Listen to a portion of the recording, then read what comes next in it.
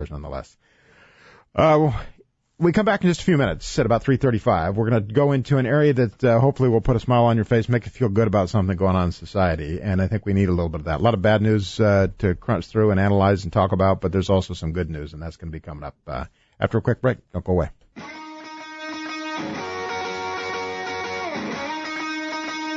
What more have we learned about the co-pilot who crashed that passenger plane into the French Alps? We'll talk about it tomorrow morning on the KFBK Morning News at 5:42. Welcome back. Thanks for staying on board. John McGinnis with you, as is KFBK reporter Joe Michaels, who is no stranger to these airwaves. And Joe, good afternoon. Welcome aboard, sir. Glad to have you. Good afternoon, Sheriff. How are you? I'm terrific, thanks. And you've got a whole bunch of friends here with you. I do. And this is something that came out of a program in which you have been involved, and I know from conversations with you that's something that you take very seriously and have passionate feelings about. Yes. Tell us a little bit about it. Set it up. Well, first of all, we're going to be talking with formerly homeless people today who have gone through a job readiness program, graduated today, and are on their way to being back on their feet and leading better lives. And as I've talked about over the last 4 years that I've been here, I've worked a lot with the Women's Empowerment Program. Lisa Culp developed that program back in the, 11, 12 years ago, and the Women's Program has really come along over the years. They're on to like session 58, and over 1,000 women have gone from homeless to now having their own places to live, and some are even homeowners. The idea being, if we can stop homelessness generationally and keep children out of homelessness, we can prevent them from being homeless adults. But one of the questions we always got, John, was, what about the men? What about a program for the men? And now, thanks to a great vision from Malcolm Johnson, the founder and program director of Men's Empowerment, who is with us today, we have that. And he has brought his education director, John Miller, who I've worked with at the Women's Empowerment Program and is now taking a leading role with the men, and 3 men who graduated from this program today. I listened to some great, compelling stories this morning at the graduation, and we'll get to hear a little bit about that and how this program has affected them on our show today. Excellent. And a heartfelt congratulations to the gentleman who graduated today, and a heartfelt expression of gratitude to the gentleman who helped put this thing together, because many of us have very strong feelings and desire to help people out who have found themselves in a position of homelessness. But what frustrates me is I see a lot of good intentions that do nothing but increase the likelihood of the same destructive behavior that put people in that position in the first place. And I understand. I see it all the time, and I appreciate the compassion and the intent on the part of people who reach into their purses and wallets and pockets to actually drop money into the hands of people who are homeless on the street. But and this is not just a callous reaction. My heartfelt belief is that you're increasing the likelihood that that person is going to be homeless and down and out in the days and weeks and years to come. So to change that cycle, to go back to a biblical reference, give a man a fish, feed him for a day. Teach a man to fish, you feed him for a lifetime. And I like what you've done here. So I'm going to start out, Malcolm. Just tell us a little bit about how you became involved in this and how you, I guess, served as kind of the impetus for this program. Well, John, thank you. You need to get nice and close to the microphone there. Don't be afraid. There you go. You're a handsome man. Be bold. Thank you, John. I appreciate that. As a product of the environment myself, I became homeless. As a construction superintendent in the Sacramento area for over 20 years, I found myself homeless after a divorce and using substances and just going the wrong way. Well, that led me to prison. Yeah. And in prison, I found out that we were experiencing technical difficulties. I got to watch fathers and their kids come together, and they're playing in there like it was okay. So my mission was when I got out to find out why. Good. So while I was in there, I interviewed quite a few of these people. I put together a little club, Bible studies, self-help studies, and just moving forward. So there's a faith and spiritual component to this as well? There's very much a faith and spiritual component to this, John. And the idea is to give people the education, the resources, and the confidence to delve into it and actually make a better life for themselves? And that's the overall goal. But in order to do that, we have to touch our hearts. We have to get rid of the problems that we're holding on to. John Miller, you've been the educational purveyor for this program. Is that a general? That's a way you could put it, sure. And education is critical to this, and I think it's critical. We know from hard data that education is enormously critical to success in society. And there's a couple of things, a couple of areas of I would call it misery that people find themselves mired in, and oftentimes one of the predictive elements in their life is the fact that they're lacking education. Right. So tell us how you bring education into this fold to minimize the likelihood of homelessness. Well, a little bit of background. Joe and I met each other when we were both volunteering for women's empowerment after I retired after 41 years in education as a teacher, counselor, administrator here in Sacramento, actually at Fremont School for Adults, which is now closed. Right. I was the last principal there. And when I retired, I started looking for ways to volunteer in the community, and Joe and I kind of met and kind of struck up a good conversation about what we thought we could do to help. And one day I just found out there was going to be a men's program. So I contacted Malcolm and I said, what can I do to help? And after he looked at me and my background and where I come from and what I could offer, he said, come on in, help us design this program, this educational program. And also, we do all sides. It's not just education. Like you said, it's all about bringing a man back to where he can be the man. And so, what I do is basically try to bring in current speakers in the professional field who can provide them with the latest information they need to know about the resumes, the job search, preparing for speeches, understanding what they have to do to be successful in the job market. And a lot of the contacts that I've made have come forth to even offer jobs. Excellent. Excellent. I think that's huge. And how a person presents themselves to enhance their likelihood of success, I think, in the professional world and in making a living and interacting effectively with others. And Dale Wisdom, your name suggests that you are lacking nothing. But I want to get you nice and close to the microphone. And your story I find very intriguing because you were a guy that had a portfolio. You had some success in life. Things were looking good for you. Is that generally correct? Yeah, I spent 20 years in construction management, and self-employment working on people's homes. And 2008? 2008, when the crash happened, business went away. I think everybody knows that. Yeah.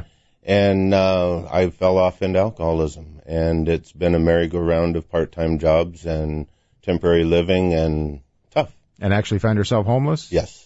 That's incredible to go from somebody who's been bringing in the money, living the life, doing quite well, had a portfolio and other ingredients in your life that typically serve as measures of success that you could be proud of and perhaps lead others to a path of success. Now all of a sudden you find yourself perhaps living the kind of lifestyle that, I don't know, based on your background, I don't know if you looked down at people that you saw living that way or what your perspective was, but yeah.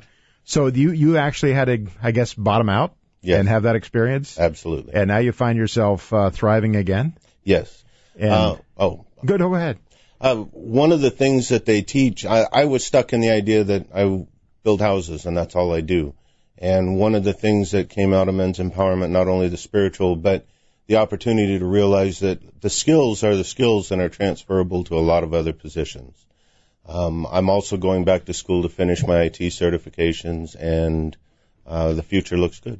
IT as in information technology? Yes. Okay, very good.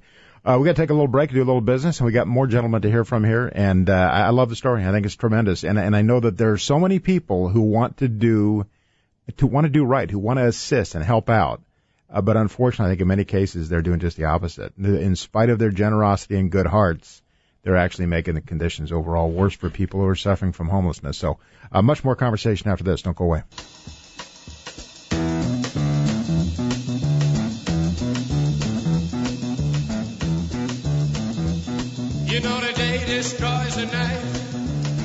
Welcome back. Thanks for staying on board. John McGinnis with you, as well as a whole host of gentlemen who have done something extraordinary. And it's a combination of achievements here, people who have put together and people who have facilitated and provided educational resources to a group of men who found themselves in a very, very bad way. And I think they'd be the first to admit in many cases at their own hand they had undertaken and engaged in behavior that was destructive and put themselves in a bad way.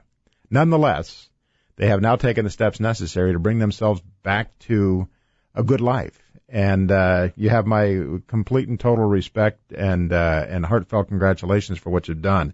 I think the plight of homelessness and people suffering is just an extraordinary shame for society. But I'm also acutely sensitive to the fact that we sometimes want to do things to make ourselves feel better without actually contributing to a legitimate benefit, something that's going to have long-term element of improvement for the people who are in that position. And so I really, truly like this situation. And Jerome, I'm going to ask you a little bit about your experiences. Jerome Stowe, who graduated today from Session 5. He spent time in prison, battled drug addiction, was on the brink of suicide, but he turned some things into positives and developed inmate development programs while in prison. And you have now made a major shift in your life, Jerome. How so? Right now I do a lot of good things and positive things in my life. I'm moving in the right direction. I'm employed now. You know, I have a home. In fact, do you have a single job, do you? I have 2 jobs. There right you now. go. And tell us about those jobs. I work for culinary staffing in the Rayleighs field.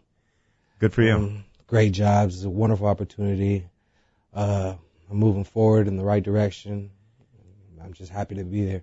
And you mind if I ask how old you are? I just turned 30. Congratulations. Happy birthday. Thank you very much. And throughout the course of your life, have you, I have this image in my mind of people who were born into an existence, came into a life where they really never knew the benefits of productive lifestyle, where they I don't know what you felt, what kind of experience you had if you saw a patrol car pass you, for example. That's you probably saw the enemy, right? Oh yes, most definitely. I mean, I came through a lot of situations as growing up in my area, Sacramento, and got into a little trouble as a young. And how about now? How about now when you see a police officer? Is it a different experience? Most definitely. No more shaking. But think about that. What a great element of what liberty you experience now, because you can walk up to an officer and say hi. You're not worried about them taking you into custody, throwing you back in jail. And it's because of what you're doing in your life. It's not what somebody else has done for you. They had some assistance along the way, and I think that's wonderful. Yes, sir. But congratulations to you, and I think that's what I've always wanted to capture is the idea of people who are living in that lifestyle, and that you didn't know the freedom associated with working for a living, putting forth effort to bring things positive into your life, and then enjoying an element of freedom and liberty because of that. And I think that's what you're experiencing now, and I can see the smile on your face. And it's an electrifying smile, folks. You have to trust me on that. But I think it's wonderful. Just an absolutely terrific story. And I want to talk to Kevin Simmons. Simons or Simmons? Simmons. Yep. Who actually served as a military medic tech. Is that? Medical lab tech. Medical lab tech. And was stopped just short of deployment in conflict. Correct. You were deployed to Texas, right? Yep. And what happened in life after that? Well, after that, like I said, once I was done with the military, got into radio broadcasting. I'm from Chicago. Okay. So I'm from Chicago also, by the way. Oh, yeah. okay. It's Nice. a good place to be from. Yeah, not bad. And then what got me out here, like I said, I just met my ex, and we had a daughter together, and been out here ever since. And how's your life been going until now? Well, yeah, and actually, I was homeless. And why? Well, now, November 19th, the reason I was homeless was because when my ex, she ran off with my daughter. So that really got to me. I was a little upset, and I lost my job because of that. Okay. I would just feel depressed, wouldn't want to go to work. So I lost my job because of that. Can't blame anyone else but myself. Was homeless. I was on the streets. While I was there, started staying at the SVRC, Sacramento Veterans Resource Center on Florence. Right. While I was there, met this gentleman right here, Malcolm Johnson. Talked to him, and once I met him and Colleen, I just knew that men's empowerment was the thing I needed. It felt great. And Colleen's here. She's we're not hearing much from her. It's unusual to have a woman in the room and she's being silent. But she is Malcolm. Did I say that out loud? She's Yes. Malcolm's better half, right? Yes. And I think she's here for moral support and to class up the group too a little bit, which frankly, guys, you need. And she's done that very well. But Malcolm, what do you think now? You've been through this. You've seen kind of all sides of it. And what do you think as you see this group now and the success that they've attained? John, I am so overwhelmed, really, with the joy of seeing the faces come through there and the people that have changed their life, and said that I was able to help them with my experiences that I went through. My better half over there, Miss Colleen, she's encouraged me to get a little bit deeper, and the educational side with John, everything coming together and watching these men walk through those doors every morning, being on time, dealing with the problems of life, and getting up and making it out. Yeah. Is just phenomenal. And I think that's where people have to understand, and there are a lot of people that think I'm just a curmudgeon, and there's probably some legitimacy to that conclusion. But I really believe that if you try to spoon feed people's way out of homelessness and poverty and lack of function, it's not going to work. They've got to you got to put forth the effort. You have to expend the effort and energy to make it happen for you. And I see a lot of nodding heads in here. And John, I think from your perspective, you get to see this, and it's help me explain exactly what kind of transformation takes place when you get people to understand that it's up to them. They choose the path, they expend the effort and energy, and put true conviction into it. And then what do they get in return? Yeah, well, it's like I said today at graduation. We have a lot of men come through the door, and they see it, and they think, this will be just what I need. They interview with Malcolm or any of us in the office. We tell them what the commitment is, that 10 weeks, they have to be there every day. They have to go to the classes. They have to go through the program. There is a commitment. We had 30 interview. We started 15, 11 graduated. And a lot of temptation comes along the way to fall back into your lifestyle. You know, there's a lot of daily kind of spiritual thought that goes into this, that we can still survive, we can make it, but what we get out of it is bigger than that. Yeah. That it's a new lifestyle. And they start to realize it.